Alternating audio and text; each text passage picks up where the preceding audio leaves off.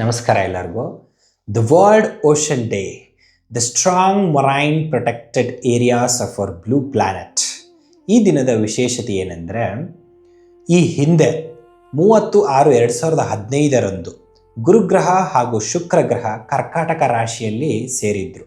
ಹಾಗೆಯೇ 8/6/2026 ಸೇರಲಿದ್ದಾರೆ. ಮತ್ತೆ ನಿಮಗೆ ಈ ಸುಸಮಯ ಸಿಗಬೇಕು ಅಂದರೆ 23/8/2038 ಬರಲಿದೆ. ಸಂಪತ್ತು, ಸಮೃದ್ಧಿ ಹಾಗೂ ಹೊಸ ಅವಕಾಶಗಳು ಸಿಗಲಿದೆ. ಹಾಗೆ ಗಂಡ ಹೆಂಡತಿ ಮಧ್ಯೆ ಇರ್ತಕ್ಕಂತಹ ಸಾಮರಸ್ಯವನ್ನು ಹೆಚ್ಚಿಸುವ ಸಮಯ ಇದು. ಸಂಬಂಧ, ಪ್ರೀತಿ, ಸೌಹಾರ್ದತೆ ಹಾಗೂ ಸಾಮಾಜಿಕ ಸಂಪರ್ಕಗಳಿಗೆ ಹೆಚ್ಚಿನ ಅವಕಾಶ ಸಿಗಲಿದೆ ಈ ಸಮಯದಲ್ಲಿ. ಆಧ್ಯಾತ್ಮಿಕ ಜೀವನ ಹಾಗೂ ಲೌಕಿಕ ಜೀವನದ ನಡುವೆ ಉತ್ತಮ ಸಾಮರಸ್ಯವನ್ನು ಏರ್ಪಡಿಸುವ ಸಮಯವಾಗಿದೆ.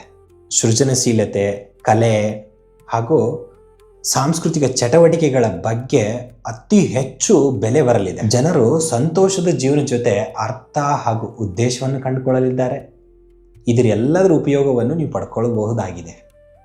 ಸೊ ಮತ್ತೆ ಏನಪ್ಪ ಅಂತಂದರೆ, ಮಕ್ಕಳಾಗದೇ ಇರೋರು, ಮದುವೆ ಆಗದೆ ಇರೋರು, ನೀಟ್ ಎಕ್ಸಾಮ್ ಬರೆಯೋರು, ನಾನು ಸಿಕ್ಕಾಪಟ್ಟೆ ವರ ನೋಡಿದ್ದೀನಿ ಸರ್, ಯಾವ ಫಿಕ್ಸ್ ಆಗ್ತಾ ಇಲ್ಲ, ಬಂದು ನೋಡಿ ಹೋಗ್ತಾ ಇದ್ದಾರೆ ಅನ್ನೋರು, ನಾನು ಸಿಕ್ಕಾಪಟ್ಟೆ ಕನ್ಯಾ ನೋಡಿದ್ದೀನಿ ಸರ್, ಯಾಕೆ ರಿಜೆಕ್ಟ್ ಆಗ್ತಾಯಿದೆ ಅಂತ ಗೊತ್ತೇ ಇಲ್ಲ ಅನ್ನೋರು, ಹಾಗೆ ಮಕ್ಕಳಾಗದೇ ಇರೋರು ಎಲ್ಲರಿಗೂ ಕೂಡ ಇಲ್ಲಿ ನಿಮಗೆ ಗುರುಗ್ರಹ ಹಾಗೂ ಶುಕ್ರ ಗ್ರಹದ ಆಶೀರ್ವಾದ ಸಿಗಲಿದೆ.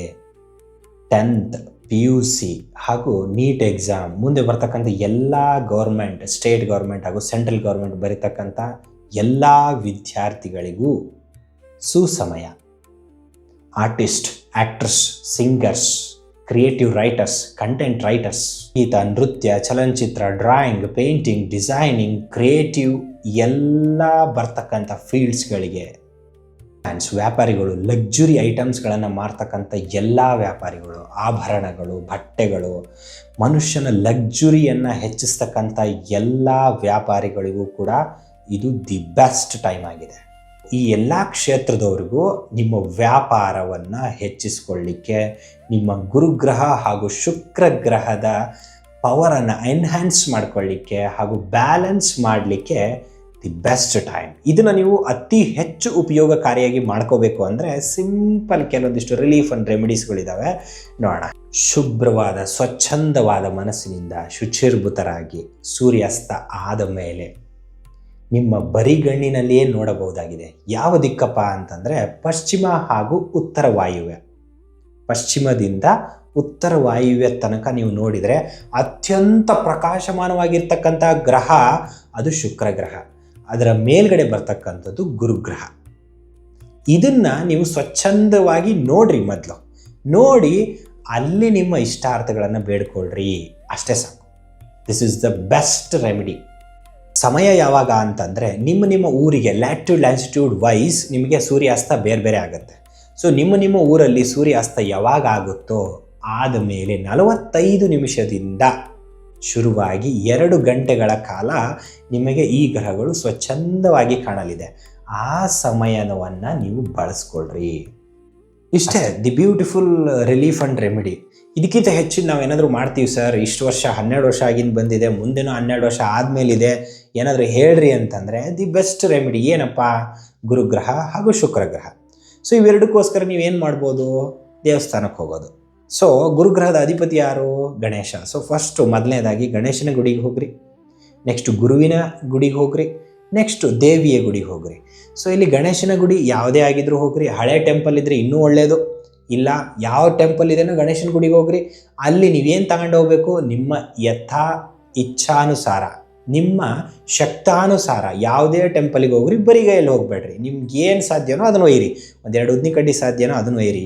ಗರಿಕೆ ಸಾಧ್ಯನೋ ಗರಿಕೆ ಒಯ್ಯಿರಿ. ನಿಮ್ಗೇನು ಇಷ್ಟ ಅನಿಸುತ್ತೆ ನಿಮ್ಮ ಮನಸ್ಸಿಗೆ, ನಾನೀಗ ಹೇಳ್ತಾ ಇದ್ದೀನಲ್ಲ, ಏನು ಒಯ್ಯಬೇಕು ಅಂತ ನಿಮ್ಮ ತಲೆಯಲ್ಲಿ ಬರ್ತಾ ಇರುತ್ತೆ, ಅದನ್ನಷ್ಟೇ ಒಯ್ಯಿರಿ ಸಾಕು. ಸೊ ಮೊದಲನೇದಾಗಿ ಗಣೇಶನ ಗುಡಿಗೆ ಹೋಗಬೇಕು.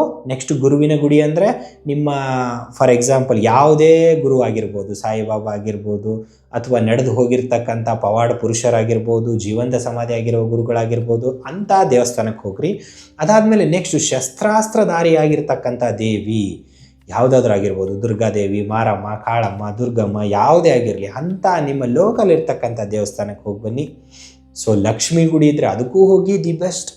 ಸೊ ನೀವಿಲ್ಲಿ ಗುರುಗ್ರಹ ಹಾಗೂ ಶುಕ್ರ ಎರಡನ್ನೂ ನೀವು ಸರಿಪಡಿಸ್ಕೊಳ್ತಾ ಇದ್ದೀರಾ, ಇದನ್ನು ಬ್ಯಾಲೆನ್ಸ್ ಮಾಡ್ತಾ ಇದ್ದೀರಾ. ಭಗವಂತ ನಿಮ್ಗೆ ಹೇಗೆ ಸ್ಫೂರ್ತಿ ಕೊಡ್ತಾನೋ ಹಾಗೆ ಮಾಡಿರಿ, ಹೀಗೆ ಮಾಡಬೇಕಂತ ಏನೂ ಇಲ್ಲ. ಕಟಿಂಗ್ ಮಾಡಿಸ್ಕೊಳ್ರಿ, ಶೇವಿಂಗ್ ಮಾಡಿಸ್ಕೊಳ್ರಿ, ಬಟ್ಟೆ ಸರಿಯಾಗಿ ಇಟ್ಕೊಳ್ರಿ, ಮನೆಯಲ್ಲಿ ಉಪಯೋಗಿಸದೇ ಇರೋ ಚಪ್ಪಲಿ ಇದ್ದರೆ ಹೊರಗೆ ಎಸ್ಬಿಡ್ರಿ, ಮನೆಯನ್ನು ಸ್ವಚ್ಛವಾಗಿ ಇಟ್ಕೊಳ್ರಿ, ವೆಹಿಕಲ್ಗಳನ್ನು ತುಂಬ ಕ್ಲೀನಾಗಿ ಇಟ್ಕೊಳ್ರಿ. ಸೊ ನಿಮ್ಮ ಮನೆಯ ಬಟ್ಟೆಯ ಕಪಾಟನ್ನು ಸರಿಯಾಗಿ ಇಟ್ಕೊಳ್ರಿ. ಸೊ ನಾನು ನಿಮಗೆಲ್ಲ ಹೇಳ್ತಿರೋದು ಇದು ಉಪದೇಶ ಅಲ್ಲ, ಇದು ಕೂಡ ಶುಕ್ರನಿಗೆ ಸಂಬಂಧಪಟ್ಟ ರೆಮಿಡಿ. ಸೊ ನೀವು ಈ ಹಿಂದೆ ಎಲ್ಲಾದರೂ ಕೇಳಿರ್ತೀರಾ, ಎಲ್ಲಿ ಶುಚಿ ಇರುತ್ತೋ ಅಲ್ಲಿ ಲಕ್ಷ್ಮಿ ಇರ್ತಾಳೆ ಅಂತ. ಶುಕ್ರ ಗ್ರಹ ಇಟ್ ಮೀನ್ಸ್ ಲಕ್ಷ್ಮಿನೇ.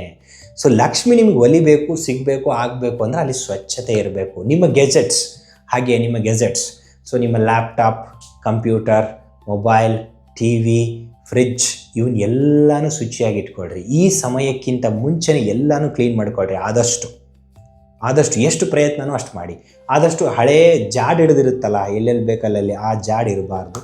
ಇದನ್ನೆಲ್ಲ ಕ್ಲೀನ್ ಮಾಡಿ ಇಟ್ಕೊಳ್ಳಿ, ಅಷ್ಟೇ ಸಾಕು. This is the remedy for Venus planet and maintain some hygiene, that's enough. ಹಾಗೆ ಇನ್ನೊಂದು ಏನಂತಂದರೆ, ಹಣ ಬರ್ತಾ ಇಲ್ಲ ಸರ್, ಹಣ ಉಳಿತಾ ಇಲ್ಲ ಸರ್, ಹಣ ನಮಗೆ ಬರ್ತಾ ಇಲ್ಲ, ಉಳಿತಾ ಇಲ್ಲ, ಹಾಗೆಯೇ ನಮಗೆ ಖರ್ಚು ಮಾಡೋಕ್ಕೂ ಆಗ್ತಾಯಿಲ್ಲ. ಸೊ ಹಣದ ರಿಲೇಟೆಡ್ ಯಾವುದೇ ಸಮಸ್ಯೆ ಇರಲಿ, ಅವತ್ತಿನ ದಿನವೇ ನೀವೊಂದು ಓತು ತಗೊಳ್ರಿ. ಏನಪ್ಪ ಓತು ಅಂತಂದರೆ, ಗುರುಗ್ರಹ ಹಣಕ್ಕೆ ಸಂಕೇತ ಕೂಡ, ಬೆಳವಣಿಗೆಯ ಸಂಕೇತ ಕೂಡ, ಶುಕ್ರ ಲಕ್ಷ್ಮಿ. ಸೊ ಇದನ್ನು ನೀವು ಏನು ಓದ್ ತಗೋಬೇಕಪ್ಪ ಅಂದರೆ, ಅವತ್ತಿನ ದಿನದಂದು ಸ್ಟಾರ್ಟ್ ಮಾಡಿರಿ. ಅವತ್ತಿನ ದಿನದಿಂದ ಏನು ಸ್ಟಾರ್ಟ್ ಮಾಡಬೇಕಪ್ಪ ಅಂದರೆ, ಪ್ರತಿದಿನ ಲೆಕ್ಕ ಇಡಬೇಕು.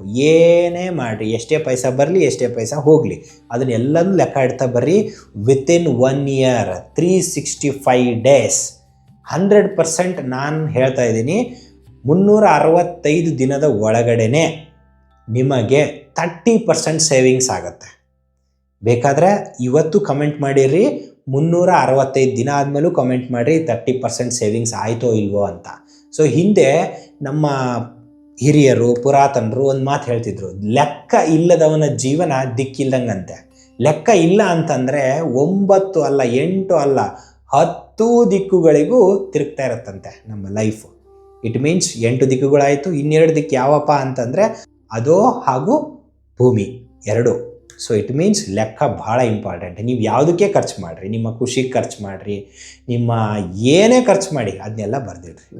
ಭಾಳ ಕ್ರೆಡಿಟ್, ಡೆಬಿಟ್ ಆ್ಯಂಡ್ ಬ್ಯಾಲೆನ್ಸ್, ಜಮಾ, ಖರ್ಚು, ಆದಾಯ, ಪ್ರತಿಯೊಂದನ್ನು ಲೆಕ್ಕ ಇಡ್ರಿ. ಸಿಂಪಲ್ ರೆಮಿಡಿ ಇದು, ಸಿಂಪಲ್ ರಿಲೀಫ್ ಇದು. ಇದನ್ನು ಮಾಡಿ ನೋಡಿರಿ, ಒಂದು 2-3 ತಿಂಗಳು ನಿಮಗೆ ಕಷ್ಟ ಆಗುತ್ತೆ, ಆಮೇಲೆ ಅದೇ ರೂಢಿ ಬಿದ್ದುಬಿಡುತ್ತೆ.